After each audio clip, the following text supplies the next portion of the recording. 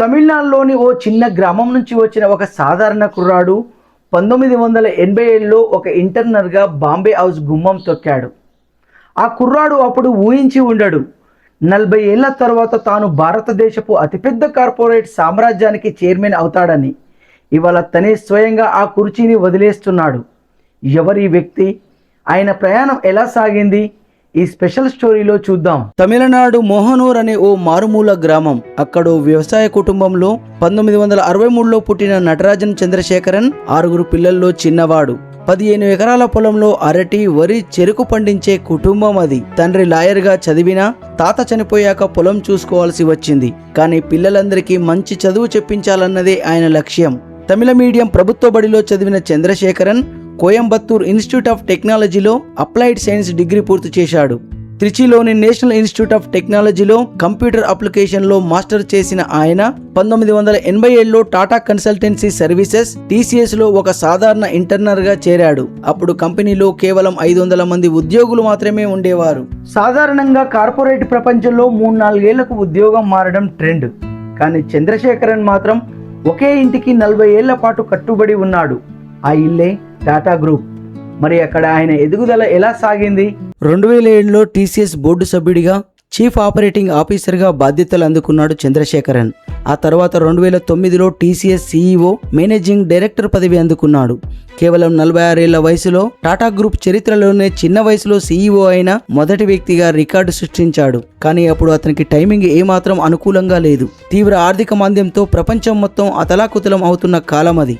అయినా వెనక్కి తగ్గిన చంద్రశేఖరుడు TCSని సంక్షోభం నుంచి బయటకు తీసుకువచ్చాడు. కంపెనీ వార్షిక ఆదాయాన్ని $20 బిలియన్ మార్కుకు చేర్చి దేశంలోనే అత్యంత విలువైన టెక్ కంపెనీగా TCSని నిలబెట్టాడు. ఆయన వదిలిపెట్టే నాటికి TCSలో ఉద్యోగుల సంఖ్య 500 నుంచి 3,15,000కు చేరింది. ఇంత పెద్ద సంస్థను నడిపిన వ్యక్తి ఉద్యోగులతో ఎలా ఉండేవాడు? అది తెలుసుకుంటే మీరే ఆశ్చర్యపోతారు. 3.5 లక్షలకు పైగా ఉద్యోగులున్న సంస్థను నడిపిన చంద్రశేఖరన్ది ఎప్పుడూ సాదాసీదా మనస్తత్వమే. ఆయన దగ్గర పనిచేసిన వాళ్ళు చెప్పే మాట ఒక్కటే, రాత్రి 11:30కి ఫోన్ చేసినా అందుబాటులో ఉంటాడు. తను అదే టైంలో ఫోన్ చేయొచ్చు అనిపించేలా ఉంటాడు. ఆయన కింద 14 ఏళ్లు పనిచేసిన ఒక సీనియర్ ఎగ్జిక్యూటివ్ చెప్పిన మాట ఇది. చంద్రశేఖరన్కి ఉద్యోగులతో పరిచయాలు కేవలం పని వరకే పరిమితం కాదు. కారిడార్లలో కలిసినప్పుడు వాళ్ళ కుటుంబాల గురించి కూడా అడిగి తెలుసుకునేవాడు. వేలాది మంది ఉద్యోగుల పేర్లు, వివరాలు గుర్తుంచుకునే అరుదైన సామర్థ్యం ఆయనది. బాధ్యతలను నమ్మకంగా టీముకు అప్పగించడం, స్వేచ్ఛనివ్వడం ఆయన నాయకత్వ శైలి. క్రికెట్ అభిమాని అయిన చంద్రశేఖరన్ టార్గెట్లు పెట్టేటప్పుడు కూడా క్రికెట్ పరిభాషనే వాడుతాడని సన్నిహితులు చెబుతారు. తనే స్వయంగా ఒక ఇంటర్వ్యూలో చెప్పిన మాట, ప్రతి ఒక్కరూ తోటి ఉద్యోగికి ఏదో రకంగా సాయం చేయాలని, అది పని విషయంలోనే కానక్కర్లేదని, జీవితంలో ఏ కోణంలోనైనా సాయపడొచ్చని అంటాడు. అదే తన సంస్థలో నేర్చుకునే సంస్కృతి కావాలని ఆయన నమ్మకం. మరి రతన్ టాటాతో చంద్రశేఖరన్ బంధం ఎలా ఉండేది? ఆ అనుబంధం గురించి ఆయనే స్వయంగా చాలాసార్లు చెప్పారు. రతన్ టాటా TCS చైర్మన్గా ఉన్నప్పుడు బోర్డు మీటింగులో మాత్రమే చంద్రశేఖరన్కి ఆయనతో పరిచయం. కానీ కాలక్రమేణా అది వ్యాపార సంబంధం నుంచి వ్యక్తిగత అనుబంధంగా మారింది. తొలుత వ్యాపార చర్చలకే పరిమితమైన ఈ సంబంధం ఏళ్లు గడిచే కొద్దీ మరింత వ్యక్తిగత బంధంగా మారిందని చంద్రశేఖరన్ స్వయంగా చెప్పారు. తనను వారసుడిగా ఎంపిక చేసుకున్నది కూడా రతన్ టాటానే అని మనకు తెలుసు. రతన్ టాటా నుంచి తను నేర్చుకున్న అతిపెద్ద పాఠం ఏంటో ఒక ఇంటర్వ్యూలో చంద్రశేఖరన్ వెల్లడించారు. మనుషుల పట్ల ఆయనకున్న వినయం, ప్రతి ఒక్కరితోనూ ఆయనలా వినయంగా ఉండటం చాలా అరుదని, అది సాధించడం చాలా కష్టమని అన్నారు. బాంబే హౌస్ పునర్నిర్మాణం జరుగుతున్నప్పుడు జరిగిన ఒక సంఘటన ఆయన తరచూ గుర్తు చేసుకుంటారు. భవనం చుట్టూ ఉండే వీధి కుక్కల గురించి రతన్ టాటా ఆందోళన వ్యక్తం చేస్తూ అవి ఎక్కడికి వెళ్తాయని అడిగితే దానికి తాము వాటి కోసం ఒక ప్రత్యేకమైన కెన్నెల్ కడతామని చెప్పామన్నారు. పునర్నిర్మాణం పూర్తయ్యాక ఆ కెన్నెల్ని ముందుగా చూడాలని రతన్ టాటా కోరుకున్నారని చంద్రశేఖరన్ గుర్తు చేసుకున్నారు. దాన్ని చూసి రతన్ టాటా ఎంతో సంతోషపడ్డారని, పెద్ద పెద్ద ప్రాజెక్టులు ఎంత ముఖ్యమో చిన్న చిన్న విషయాలు కూడా అంతే ముఖ్యమని ఆ సంఘటన తనకు గుర్తు చేసిందని అన్నారు. 2024 అక్టోబర్ 9న రతన్ టాటా కన్ను మూసినప్పుడు చంద్రశేఖరన్ ఇచ్చిన నివాళిలో ఆయన తనకు మెంటారుగా, గైడ్గా, స్నేహితుడిగా అభివర్ణించుకున్నారు. తనను ఆయన ఉదాహరణతో ప్రేరేపించారని చెప్పారు. కానీ టాటా గ్రూప్ చరిత్రలో ఓ పెద్ద కుదుపు వచ్చింది.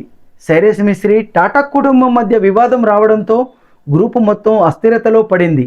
అలాంటి క్లిష్ట సమయంలోనే చంద్రశేఖరన్ చేతికి ఈ అతిపెద్ద బాధ్యత వచ్చింది. 2016 అక్టోబర్లో టాటా సన్స్ బోర్డులోకి అడుగుపెట్టి 2017 ఫిబ్రవరిలో చైర్మన్గా బాధ్యతలు స్వీకరించాడు చంద్రశేఖరన్. టాటా కుటుంబం నుంచి కాకుండా పార్సీయేతర వ్యక్తిగా ఈ కుర్చీలో కూర్చున్న తొలి వ్యక్తి ఆయనే. 2022లో మరోసారి రెండో దఫా చైర్మన్ గా బాధ్యతలు చేపట్టాడు. ఆయన హయాంలోనే జరిగింది ఎయిర్ ఇండియా వాపస్. దశాబ్దాల క్రితం ప్రభుత్వం చేతుల్లోకి వెళ్లిన ఎయిర్ ఇండియాను 2022లో మళ్లీ టాటా చేతుల్లోకి తీసుకువచ్చాడు. తర్వాత విస్తారాతో విలీనం చేసి ఏవియేషన్ రంగంలో టాటాల బలాన్ని రెట్టింపు చేశాడు. సెమీకండక్టర్ తయారీ, digital platform Tata neo, electronics, pharmacy రంగాల్లో గ్రూపును విస్తరించాడు. ఆయన నేతృత్వంలో గ్రూప్ ఆదాయం రెట్టింపు అయితే నికర లాభం 3 పైగా పెరిగింది. ఇంతటి ఘన చరిత్ర ఉన్న వ్యక్తి ఇవాళ ఎందుకు ఈ నిర్ణయం తీసుకున్నాడు? అసలు కథ ఇక్కడే మొదలవుతుంది. ఆయన పదవీ కాలం 2027 ఫిబ్రవరి 20తో ముగియాల్సి ఉంది. కానీ అంతకంటే ముందే ఆగస్టు 18న జరగనున్న వార్షిక సర్వసభ్య సమావేశానికి ముందు స్వయంగా రాజీనామా ప్రకటించాడు Chandrasekaran. Sir Dorabji Tata trust, sir Ratan Tata ట్రస్టులు ఏకగ్రీవంగా ఆయన పదవీ కాలాన్ని మరో 5 ఏళ్లు పొడిగించాలని సిఫారసు చేశాయి. టాటా సన్స్ నామినేషన్ కమిటీ కూడా ఆమోదం తెలిపింది. కానీ ఫిబ్రవరి 24న బోర్డు ముందుకు ఈ ప్రతిపాదన వచ్చినప్పుడు బోర్డు సభ్యుల్లో ఒకరు దీనికి మద్దతు ఇవ్వలేదు. ఏకగ్రీవం ఆమోదం లేకుండా ముందుకు వెళ్లడం ఇష్టం లేక చంద్రశేఖరన్ ఆ నిర్ణయాన్ని వాయిదా వేసుకున్నాడు. 6 నెలలు గడిచాయి. ఎలాంటి స్పష్టత రాలేదు. చివరికి తనే స్వయంగా పదవి నుంచి తప్పుకోవాలని నిర్ణయించుకున్నాడు. మరి ఆ బోర్డు సభ్యుడు ఎవరు? పేరు బయటికి చెప్పకపోయినా దీని వెనక అసలు కథ వేరే ఉందని సమాచారం. టాటా ట్రస్ట్ చైర్మన్ నోయల్ టాటాతో విభేదాలే దీని వెనక కారణమని రాయిటర్స్ నివేదికలు చెబుతున్నాయి. టాటా సన్స్ ను స్టాక్ మార్కెట్లో ఎప్పటికీ లిస్టు చేయబోమన్న హామీ కావాలని నోయల్ టాటా షరతు పెట్టారని, అందుకు చంద్రశేఖరన్ ఆ హామీ ఇవ్వలేనని చెప్పినట్టు సమాచారం. బోర్డు ప్రాతినిధ్యం, గ్రూపు వ్యూహం, షాపూర్జీ పల్లోంజీ గ్రూపు వాటాదారుల నిష్క్రమణ వంటి అంశాలపై కూడా ఇరు వర్గాల మధ్య విభేదాలు ఉన్నట్టు తెలుస్తోంది. ఇది కేవలం వ్యక్తిగత విభేదం కాదు. టాటా సన్స్ ను నియంత్రించే టాటా ట్రస్ట్ కు, రోజువారీ కార్యకలాపాలు నడిపే యాజమాన్యానికి దిశానిర్దేశ పోరాటమని విశ్లేషకులు చెబుతున్నారు. ఈ వార్త బయటికి రాగానే మార్కెట్లు కూడా స్పందించాయి. టీసీఎస్ షేర్లు దాదాపు 4% పడిపోగా టాటా స్టీల్, టాటా పవర్ షేర్లు కూడా నష్టాల్లో ముగిశాయి. ఇంతటి కార్పొరేట్ యుద్ధాల మధ్య కూడా చంద్రశేఖరన్ కి ఒక మెత్తటి కోణం ఉంది తెలుసా? 40 ఏళ్ల వయసులో మధుమేహం బారిన పడ్డాడు చంద్రశేఖరన్. వైద్యుల సలహాతో పరుగు మొదలు పెట్టాడు. బోస్టన్, న్యూయార్క్, లండన్, ముంబై వంటి నగరాల్లో ఫుల్ మారథాన్ పూర్తి చేశాడు.